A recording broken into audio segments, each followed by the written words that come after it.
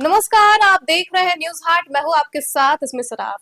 अयोध्या स्थित राम मंदिर के चढ़ावे में कथित चोरी और गड़बड़ी के मामले की जांच फिलहाल एसआईटी कर रही है। इस जांच को लेकर विपक्ष लगातार सवाल उठा रहा है। इस बीच समाजवादी पार्टी के राष्ट्रीय अध्यक्ष अखिलेश यादव ने आरोप लगाया कि इस मामले में बड़े लोगों को बचाया जा रहा है और एसआईटी सबूतों को साफ करने का काम कर रही है। उनके इस बयान पर जनता दल यूनाइटेड की ओर से पार्टी के राष्ट्रीय कार्यकारी अध्यक्ष और राज्यसभा सांसद संजय झा ने प्रतिक्रिया देते हुए कहा कि राम मंदिर करोड़ों लोगों की आस्था और विश्वास का केंद्र है। उन्होंने कहा कि यह घटना बेहद दुखद है, लेकिन सरकार ने मामले की गंभीरता को देखते हुए एसआईटी का गठन किया।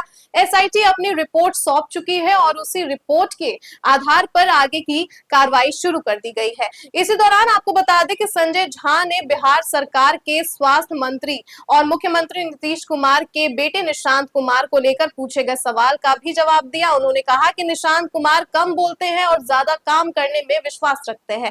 उन्होंने कहा कि नीतीश कुमार की भी हमेशा यही सोच रही है कि व्यक्ति नहीं बल्कि उसका काम बोले, और निशांत कुमार भी उसी दिशा में आगे बढ़ रहे हैं। संजय झा ने कहा कि उनकी प्राथमिकता यह है कि जिला और प्रखंड स्तर पर ही बेहतर स्वास्थ्य सुविधाएं उपलब्ध हो, ताकि इलाज के लिए लोगों को हर छोटी बड़ी जरूरत में पटना नहीं आना पड़े। उन्होंने कहा कि इस दिशा में पूरी संवेदनशीलता के साथ काम किया जा रहा है और उन्हें उम्मीद है कि आने वाले समय में बिहार की स्वास्थ्य सेवाओं में उल्लेखनीय सुधार देखने को मिलेगा और साथ ही उनके नेतृत्व में स्वास्थ्य विभाग बेहतर कार्य करेगा। वही आपको बता दें कि बिहार सरकार के मंत्री रामकृपाल यादव ने अयोध्या राम मंदिर चढ़ावा मामले पर एफआईआर दर्ज होने पर कहा कि प्रशासन पूरी तत्परता के साथ काम कर रहा है और इस मामले में सभी लोगों को गिरफ्तार कर लिया गया है। उन्होंने उसे उचित कार्रवाई बताया। इसके अलावा केंद्रीय वाणिज्य एवं उद्योग मंत्री पीयूष गोयल के एक बयान पर प्रतिक्रिया देते हुए रामकृपाल यादव ने कहा कि पीयूष गोयल ने उचित कदम उठाया है। उन्होंने कहा कि भारत किसी भी समझौते में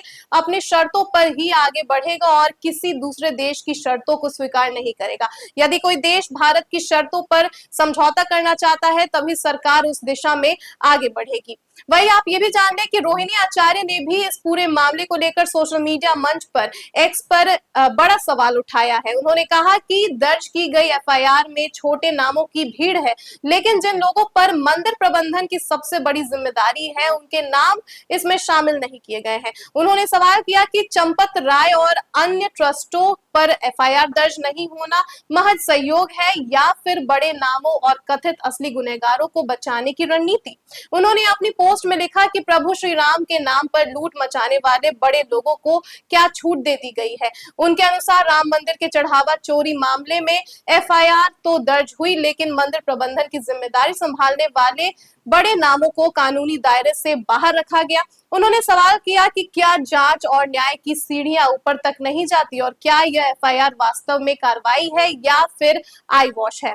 रोहिणी आचार्य ने आगे लिखा कि जब सवाल जवाबदेही तय करने और दोषियों की पहचान का हो, तब सबसे बड़ा प्रश्न यही बनता है कि जिन लोगों के हाथों में मंदिर प्रबंधन की जिम्मेदारी थी और जो पूरे प्रबंधन के शीर्ष पर बैठे थे, उन्हें कानूनी दायरे से बाहर क्यों रखा गया। उन्होंने कहा कि प्रभु श्री राम में अटूट आस्था रखने वाले करोड़ों श्रद्धालुओं का भी यही सवाल है कि यदि जिम्मेदार शीर्ष स्तर पर है तो जवाबदेही भी वही से क्यों नहीं शुरू होती। भाजपा पर निशाना साधते हुए आपको बता दें कि उन्होंने कहा कि इस मामले की लीपापोती में जुटी है भाजपा और सरकार को यह समझ लेना चाहिए कि एफआईआर में किसी का नाम नहीं होना उसके निर्दोष होने का प्रमाण नहीं है। उन्होंने आरोप लगाया कि इससे संदेह और गहरा हो रहा है तथा उनका दावा है कि आज नहीं तो कल इस मामले के कथित असली गुनहगारों का पर्दाफाश होकर रहेगा।